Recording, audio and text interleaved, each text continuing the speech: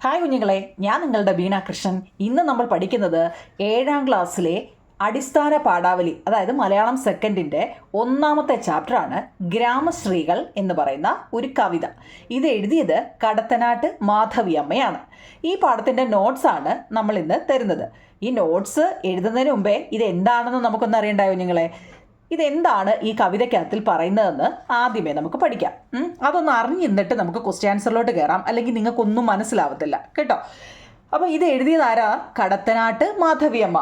അപ്പോൾ ആ വ്യക്തിയെക്കുറിച്ച്, ഏതൊരു വ്യക്തിയാണോ നമ്മുടെ പാഠം എഴുതുന്നത്, കഥയായാലും കവിതയായാലും നമ്മൾ ഏതൊരു ക്വസ്റ്റ്യൻ ആൻസർ എഴുതുമ്പോഴും അത് എഴുതിയത് ആരാണെന്ന് ഒന്ന് എഴുതണം കുഞ്ഞുങ്ങളെ. അപ്പം തന്നെ എന്താ അതൊരു നല്ല കാര്യം തന്നെയാണ് കേട്ടോ. അപ്പോൾ നോക്കിക്കേ, ഗ്രാമശ്രീകൾ എന്ന് പറയുന്നത് ഗ്രാമവിശുദ്ധിയും ലാളിത്യവും മങ്ങാത്ത ശുഭാപ്തി വിശ്വാസവും കവിതകളിലേക്ക് ആവാഹിച്ച കവയിത്രിയായിരുന്നു കടത്തനാട്ട് മാധവിയമ്മ. കൃഷിയുടെയും കാർഷിക വൃദ്ധിയുടെയും പെരുമ വിളിച്ചോതുന്നതാണ് മാധവിയമ്മയുടെ ഗ്രാമശ്രീകൾ എന്ന കവിത. ഓക്കെ ആണോ കുഞ്ഞുങ്ങളെ? അതായത് 2 വരി നമ്മുടെ കടത്തനാട്ട് മാധവിയമ്മയെക്കുറിച്ച് പറഞ്ഞതാണ്. ഒന്നുകൂടെ പറയണോ? വേണേ ഒന്നുകൂടെ പറയാം. ഗ്രാമവിശുദ്ധിയും ലാളിത്യവും മങ്ങാത്ത ശുഭാപ്തി വിശ്വാസവും കവിതകളിലേക്ക് ആവാഹിച്ച കവയിത്രിയായിരുന്നു കടത്തനാട്ട് മാധവിയമ്മ. കൃഷിയുടെയും കാർഷിക വൃദ്ധിയുടെയും പെരുമ വിളിച്ചോതുന്നതാണ് മാധവിയമ്മയുടെ ഗ്രാമശ്രീകൾ എന്ന കവിത. നിങ്ങൾക്ക് വേണമെങ്കിൽ ഞാൻ ഈ പറഞ്ഞത് വേണേ എഴുതിയെടുക്കാം കേട്ടോ. ഞാൻ ഒരുപാട് നോട്ടാവുമെന്ന് വിചാരിച്ച് ഞാൻ അതൊക്കെ അങ്ങ് ഒഴിവാക്കിയതാണ്. അത് നമ്മുടെ ടെസ്റ്റിൽ തന്നെ കാണും കേട്ടോ. നോക്കിക്കേ, ഇത് എഴുത്തുകാരിയെക്കുറിച്ചാണ്. ഇനി നമുക്ക് പാഠത്തിലോട്ട് കയറാം. നോക്കിക്കേ, നീളൻ കുട പിടിച്ച് ഞാൻ ഈ വരമ്പിൻ്റെ അരികിൽ നിൽക്കുമ്പോൾ നാണിച്ചു പോകുന്നു. അല്ലയോ സഹോദരിമാരെ, ഏതൊരു ലോകവിദ്യാലയത്തിൽ നിന്നാണ് ഞാറു നടുന്ന കലാവിദ്യ നിങ്ങൾ പഠിച്ചത്?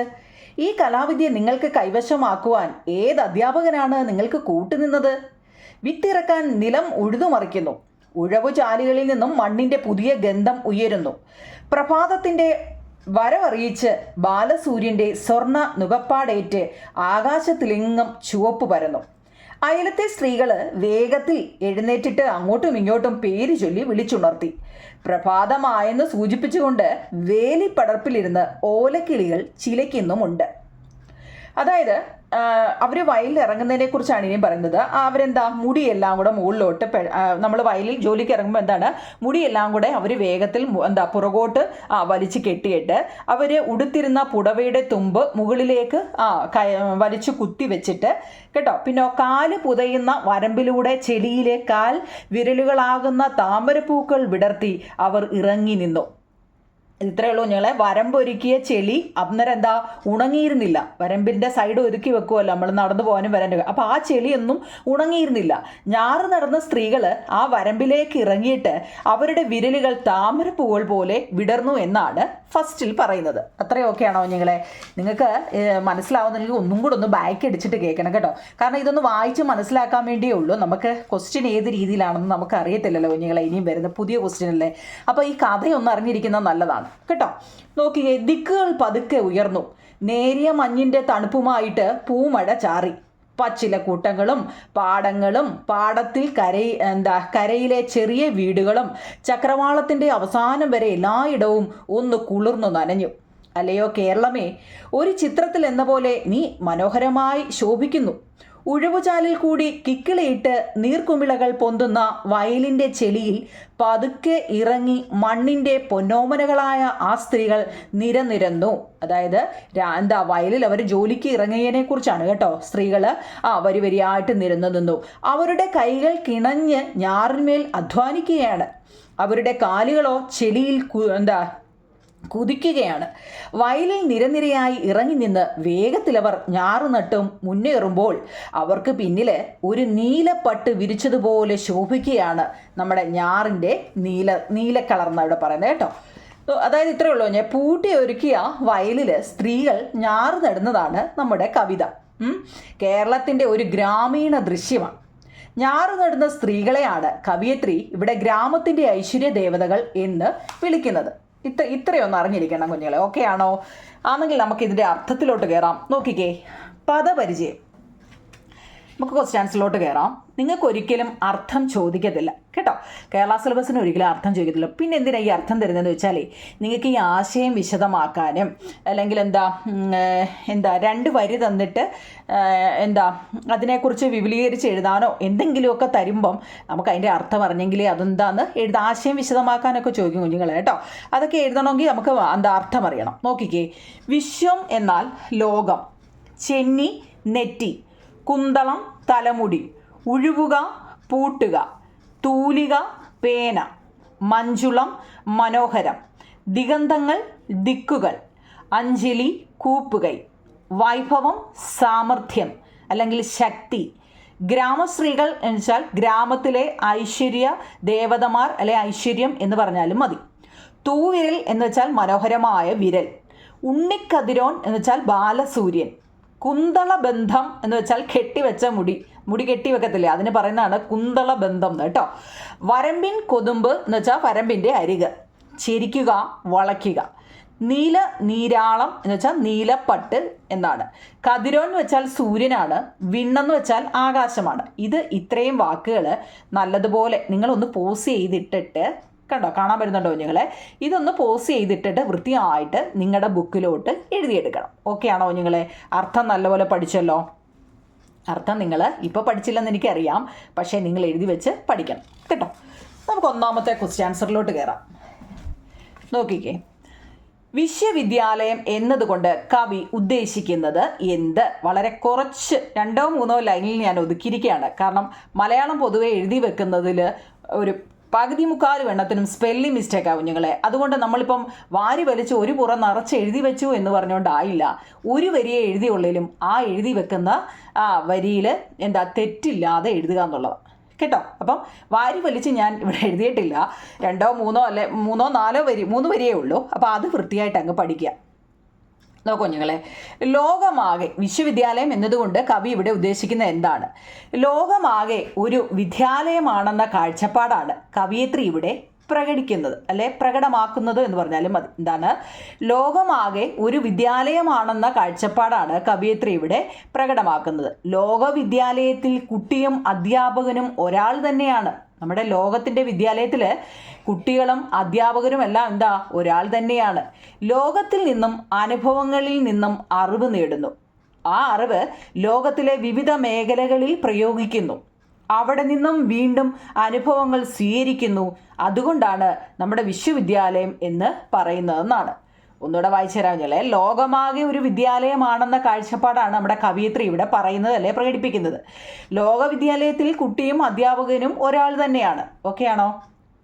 ലോകത്തിൽ നിന്നും അനുഭവങ്ങളിൽ നിന്നും നമ്മൾ അറിവ് നേടുന്നുണ്ട് അല്ലേ. ഓരോന്ന് വരുമ്പോഴല്ലേ നമ്മൾ ഓരോന്ന് പഠിക്കുന്നതെന്ന് പറയുന്നത്. അത് തന്നെ, ലോകത്തിൽ നിന്നും അനുഭവങ്ങളിൽ നിന്നും നമ്മൾ അറിവ് നേടുന്നു. ആ അറിവ് ലോകത്തിലെ വിവിധ മേഖലകളിൽ പ്രയോഗിക്കുന്നുമുണ്ട്. അവിടെ നിന്നും വീണ്ടും അനുഭവങ്ങൾ സ്വീകരിക്കുന്നു. അതുകൊണ്ടാണ് നമ്മുടെ വിശ്വവിദ്യാലയം എന്ന് പറയുന്നത്. ഓക്കെ ആണോ കുഞ്ഞുങ്ങളെ? അത് പോസ് ചെയ്തിട്ടോ മ്യൂട്ട് ചെയ്തിട്ടോ എന്തുവാന്ന് വെച്ചാൽ നിങ്ങളത് നല്ലപോലെ എഴുതിയെടുക്കണം കേട്ടോ. അടുത്ത് നോക്കിയാൽ രണ്ടാമത്തത്, നിങ്ങൾ ഈ കൃഷിയെ സംബന്ധിച്ച് അല്ലേ ഒരു 4 പഴഞ്ചൊല്ല് എഴുതാൻ നിങ്ങളോട് ചോദിച്ചാൽ കേട്ടോ എഴുതണം. എന്താണ്? കതിരിൽ വളം വെച്ചിട്ട് കാര്യമില്ല. ഇതൊക്കെ കേട്ടിട്ടുണ്ടോ? നിങ്ങളോടൊക്കെ ആരെങ്കിലും പറഞ്ഞിട്ടുണ്ടോ? കതിരിൽ വളം വെച്ചിട്ട് കാര്യമില്ല. കുംഭത്തിൽ മഴ പെയ്താൽ കുപ്പയിലും വിള കിട്ടും. എന്താ കുഞ്ഞുങ്ങളെ? അന്നേരം മഴയുള്ള സമയമല്ലോ, മഴയുള്ള സമയത്ത് എന്തെങ്കിലുമൊക്കെ നട്ടാൽ അത് കിളിക്കുമെന്നായിരിക്കും. വിതച്ചത് കൊയ്യും, വിതച്ചതേ കൊയ്യത്തുള്ളൂ അല്ലേ. കള പറിക്കാത്ത വയലിൽ വിള കാണില്ല. അരി എത്ര പയറഞ്ഞാഴി. ഇതൊക്കെ നമ്മൾ മിക്കവാറും ഉള്ളവരൊക്കെ കേട്ടിട്ടുള്ളതായിരിക്കും അല്ലേ. ഈ 5 പഴഞ്ചൊല്ല് ഒന്ന് അറിഞ്ഞു വെച്ചേക്കണം. ഒരുപാട് പഴഞ്ചൊല്ലുണ്ട്. എളുപ്പം നിങ്ങൾക്ക് പറയാൻ പറ്റുന്നതും ചെറുത് നോക്കി ഞാൻ എഴുതിയെടുത്താണ് 5 എണ്ണം. ഓക്കെ ആണോ? ഇനി ടെസ്റ്റിലെ രണ്ടാമത്തെ ക്വസ്റ്റ്യൻ നോക്കിക്കേ. പ്രഭാതത്തെ എങ്ങനെയെല്ലാമാണ് കവി വർണ്ണിച്ചിരിക്കുന്നത്? പ്രഭാതത്തെ കവി എങ്ങനെയെല്ലാമാണ് വർണ്ണിച്ചിരിക്കുന്നത്? ഉണ്ണിക്കതിരോൻ്റെ, അതായത് ഉണ്ണിക്കതിരോൻ എന്ന് വെച്ചാൽ ബാലസൂര്യനാണ്. രശ്മികളാകുന്ന പൊന്നുകപ്പാടേറ്റ് വിണ്ണിൻ്റെ വിളിപ്പാട് സ്ഥലങ്ങൾ ചുവന്നു കഴിഞ്ഞു എന്ന് വെച്ചാൽ രാവിലെ സൂര്യൻ ഉദിക്കത്തില്ലേ, അതാ ഉദ്ദേശിച്ചത്. പക്ഷേ നമ്മുടെ കവിയത്രി എഴുതുമ്പോൾ അതിൻ്റെതായ രീതിയിലല്ലേ എഴുതുന്നത്. എന്താ കുഞ്ഞുങ്ങളെ?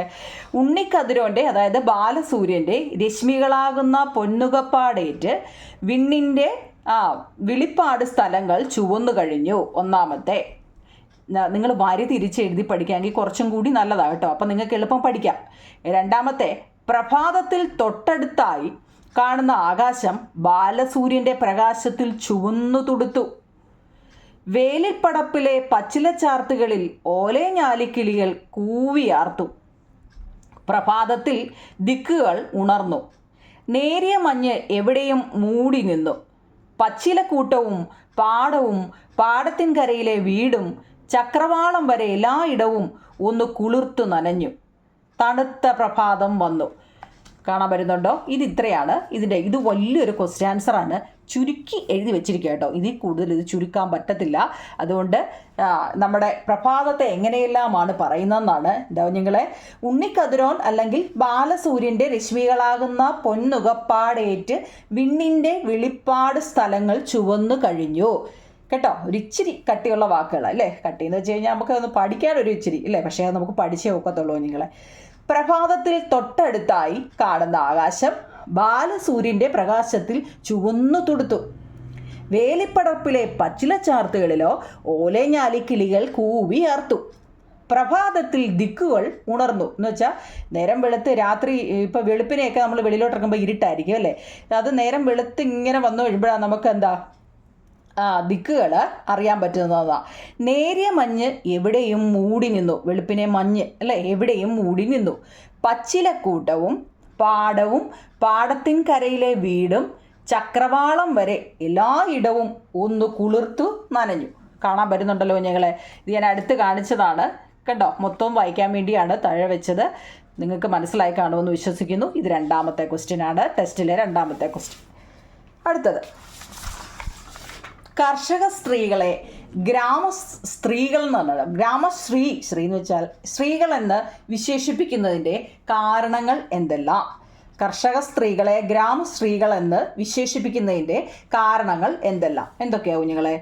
വയലുകളിൽ പ്രഭാതം മുതൽ ഞാറ് നടുന്ന ഗ്രാമീണ സ്ത്രീകൾ കേരളത്തെ മനോഹരമായ ഒരു ചിത്രമാക്കുകയാണ് അല്ലേ. നമ്മളെ ഒരു പടം വരയ്ക്കാൻ പറഞ്ഞു കഴിഞ്ഞാൽ നമ്മൾ സൂര്യൻ ഉദിച്ചു വരുന്ന പടമല്ലേ നമ്മൾ കൊച്ചിലെയൊക്കെ വരയ്ക്കുന്നത് അല്ലേ. അല്ലാതെ നമ്മൾ നല്ലപോലെയൊക്കെ ഒരുവിധം വരയ്ക്കാൻ അറിയാവുന്നവരൊക്കെ വയലിൻ്റെ പടം സ്ത്രീകൾ ഇങ്ങനെ കള പറിച്ചുകൊണ്ടിരിക്കുന്ന അല്ലെങ്കിൽ ഞാറ് നടുന്നതൊക്കെ പടം വരയ്ക്കുന്നത് ശ്രദ്ധിച്ചിട്ടുണ്ടോ നിങ്ങളെ? അതേ ഉള്ള സംഭവം. അതായത് വയലുകളിൽ പ്രഭാതം മുതൽ ഞാറ് നടുന്ന ഗ്രാമീണ സ്ത്രീകൾ കേരളത്തെ മനോഹരമായ ഒരു ചിത്രമാക്കുകയാണ്. അവർ വെളുപ്പാൻ കാലത്ത് തന്നെ നിരനിരയായി പൂട്ടിയൊരുക്കിയ ചെളി വയലിൽ എത്തുന്നു. അവർ വെളുപ്പാൻ കാലത്ത് തന്നെ നിരനിരയായി പൂട്ടിയൊരുക്കിയ ചെളി വയലിൽ എത്തുന്നു. നിരന്ന് നിന്ന് കിണഞ്ഞ് പരിശ്രമിച്ച് ഞാറു നടുകയാണ്. അവരുടെ മുമ്പിൽ കവയത്രി പോലും കൈകൂപ്പുന്നു. അതുകൊണ്ടാണ് അവരെ ഗ്രാമസ്ത്രീകൾ എന്ന് വിളിക്കുന്നത്. ഓക്കെ ആണോ നിങ്ങളെ? കാണാൻ പറ്റുന്നുണ്ടല്ലോ. ഒന്നുകൂടെ ഞാൻ വായിച്ചു തരാം. നിങ്ങൾ മലയാളം പൊതുവെ വായിക്കാൻ അല്ലെ എഴുതാനും വായിക്കാനും ബുദ്ധിമുട്ടുള്ള കുട്ടികൾക്ക് വേണ്ടിയാണ് ഞാൻ ഇത് എടുത്ത് പറയുന്നത്. വയലുകളിൽ പ്രഭാതം മുതൽ ഞാറ് നടുന്ന ഗ്രാമീണ സ്ത്രീകൾ കേരളത്തെ മനോഹരമായൊരു ചിത്രമാക്കുകയാണ്. അവർ വെളുപ്പാങ്കാലത്ത് തന്നെ നിരനിരയായി പൂട്ടിയൊരുക്കിയ ചെളിവയലിൽ എത്തുന്നു. നിരന്ന് നിന്ന് കിണഞ്ഞ് പരിശ്രമിച്ച് ഞാറ് നടുകയാണ്. അവരുടെ മുമ്പിൽ കവയത്രി പോലും കൈകൂപ്പുന്നു. അതുകൊണ്ടാണ് അവരെ ഗ്രാമസ്ത്രീകളെന്ന് വിളിക്കുന്നത്. ഓക്കെ ആണോ കുഞ്ഞുങ്ങളെ? ഇത് നിങ്ങളെ നോക്കിയിരിക്കരുത്, എഴുതിയെടുത്ത് തന്നെ പഠിക്കണം കേട്ടോ. ഓരോ വരിയും നിങ്ങൾ പഠിക്കാൻ ബുദ്ധിമുട്ടുണ്ടായിട്ട് 1 നമ്പർ ഇട്ടിട്ട് ഇതങ്ങ് എഴുതി പഠിക്കുക, 2 നമ്പർ ഇട്ടിട്ട് എഴുതി പഠിക്കുക. കാരണം നമ്മൾ എങ്ങനെയും പഠിക്കുക എന്നുള്ളതാണ് കേട്ടോ. നമ്മൾ എങ്ങനെയായാലും പഠിക്കുക എന്നുള്ളത്. അതിപ്പോൾ നമ്പറിട്ടോ അല്ലെങ്കിൽ ക്ലൂ വെച്ചോ അവനവൻ്റെ ഓരോരുത്തർക്കും ഓരോ രീതിയല്ലേ കുഞ്ഞുങ്ങളെ കേട്ടോ. അതുകൊണ്ട് ഇവിടെ 3 or 4 സെൻറ്റൻസേ ഉള്ളൂ. നിങ്ങൾക്ക് ഇഷ്ടമുള്ള രീതിയിൽ നിങ്ങൾക്ക് എഴുതി പഠിക്കേണ്ടവർക്ക് അങ്ങനെ പഠിക്കാം, നോക്കി പഠിക്കേണ്ടവർക്ക് അങ്ങനെ പഠിക്കാം കേട്ടോ. നോക്കിക്കേ, അടുത്ത ഇതെല്ലാം ടെസ്റ്റിലെ ക്വസ്റ്റ്യൻ ആട്ടോ. സുന്ദരാലേഖ്യം നീ കേരളമേ, സുന്ദരാലേഖ്യം നീ കേരളമേ എന്ന് കവി ഇവിടെ പറയുന്നത് എന്തുകൊണ്ടാണ് കുഞ്ഞുങ്ങളെ? പ്രകൃതി സൗന്ദര്യം നിറയുന്ന നിരവധി ഗ്രാമങ്ങളുള്ള നാടാണ് നമ്മുടെ കേരളം അല്ലേ. പ്രകൃതി സൗന്ദര്യം നിറയുന്ന നിരവധി ഗ്രാമങ്ങളുള്ള നാടാണ് നമ്മുടെ കേരളം. ഒരിടത്തും മരങ്ങളും പച്ചിലച്ചാർത്തുകളും അതിൽ പറ്റിയിരിക്കുന്ന ഒലഞ്ഞാലിക്കിളികളും മഞ്ഞിൻ്റെ വെണ്മ കലർന്ന നിറം, പാടങ്ങൾ ഞാറിൽ ശോഭിക്കുന്നു, മഞ്ഞിൽ കുളിച്ചു നിൽക്കുന്ന ചെറു വീടുകൾ, പിന്നെ ഇതെല്ലാം ഒരു ചിത്രം പോലെ ശോഭിക്കുന്നു. അതുകൊണ്ടാണ് കവി പറയുന്നത് കേരളമേ നീ എത്ര മനോഹരമാണെന്ന്. മനസ്സിലാകുന്നുണ്ടോ കുഞ്ഞുങ്ങളെ? ഒന്നുകൂടെ വായിക്കണോ? പ്രകൃതി സൗന്ദര്യം നിറയുന്ന നിരവധി ഗ്രാമങ്ങളുള്ള നാടാണ് നമ്മുടെ കേരളം ആണല്ലോ. ഒരിടത്തും മരങ്ങളും പച്ചിലച്ചാർത്തുകളും അതിൽ പറ്റിയിരിക്കുന്ന ഓലഞ്ഞാലിക്കിളികൾ, മഞ്ഞിൻ്റെ വെണ്മ കലർന്ന നിറം അല്ലേ, പാടങ്ങൾ ഞാറിൽ ശോഭിക്കുന്നു, മഞ്ഞിൽ കുളിച്ചു നിൽക്കുന്ന ചെറു വീടുകൾ, ഇതെല്ലാം ഒരു ചിത്രം പോലെ ശോഭിക്കുന്നു. അതുകൊണ്ടാണ് കവി പറയുന്നത് കേരളമേ നീ എത്ര മനോഹരമായ ചിത്രമാണെന്ന് പറയുന്നത്. അപ്പോൾ ഇത്രയേ ഉള്ളൂ കുഞ്ഞുങ്ങളെ. ടെസ്റ്റിലെ ഒരു 5 ക്വസ്റ്റ്യനാണ് ഞാൻ തന്നിരിക്കുന്നത്. നിങ്ങൾക്ക് മനസ്സിലായി കാണുമെന്ന് വിശ്വസിക്കുന്നു കേട്ടോ. ആ 5 എണ്ണം, അതായത് ആദ്യത്തെ ഏതാണ്? ആദ്യം നമ്മൾ പറഞ്ഞത് അർത്ഥമായിരുന്നു കേട്ടോ. ഒന്നാമത്തെ എന്താണ്? അർത്ഥം. കണ്ടോ, ഗ്രാമശ്രീകൾ എന്ന പാഠത്തിലെ ഞാനൊരു 17 അർത്ഥം തന്നിട്ടുണ്ട് കേട്ടോ. അത് കഴിഞ്ഞിട്ട് കർഷക സ്ത്രീകളെ ഗ്രാമശ്രീകൾ എന്ന് വിളിക്കുന്നത് എന്തുകൊണ്ടാണ്? വിശ്വവിദ്യാലയം എന്നതുകൊണ്ട് കവി ഉദ്ദേശിക്കുന്നത് എന്താണ്? 5 പഴഞ്ചൊല്ലുകളുടെ പേരെഴുതാനും പിന്നെ പ്രഭാതത്തെ എങ്ങനെയെല്ലാമാണ് കവി വർണ്ണിച്ചിരിക്കുന്നതെന്നും ഒക്കെ കേട്ടോ. അതായത് കുറേ അർത്ഥങ്ങളും 5 ക്വസ്റ്റ്യൻ ആൻസറുകളുമാണ് നമുക്ക് തന്നിരിക്കുന്നത്. ഈ ചാപ്റ്ററിൽ മിനിമം ഇത്രയെങ്കിലും അറിഞ്ഞിരിക്കണം കേട്ടോ. അപ്പോൾ സ്വന്തമായിട്ടൊക്കെ എഴുതാൻ ചോദിച്ചാൽ നിങ്ങൾ ഈ പഠിച്ച കാര്യങ്ങളൊക്കെ സ്വന്തമായിട്ട് എഴുതാൻ അറിയണം. ഓക്കെ ആണോ കുഞ്ഞുങ്ങളെ? ഇത് മനസ്സിലായിട്ടുണ്ടെങ്കിൽ നിങ്ങളൊന്ന് മനസ്സിലായെന്ന് കമൻറ്റ് ബോക്സിൽ പറയണേ കുഞ്ഞുങ്ങളെ. ഇല്ലെങ്കിൽ ഇല്ലെന്ന് തന്നെ പറഞ്ഞോ കേട്ടോ. ഓക്കെ ആണോ? അങ്ങനെ ആണെങ്കിൽ ഞാൻ 2ാമത്തെ ചാപ്റ്റർ ഇടാം കേട്ടോ, നിങ്ങൾക്ക് മനസ്സിലാവുന്നുണ്ടെങ്കിൽ. Thank you.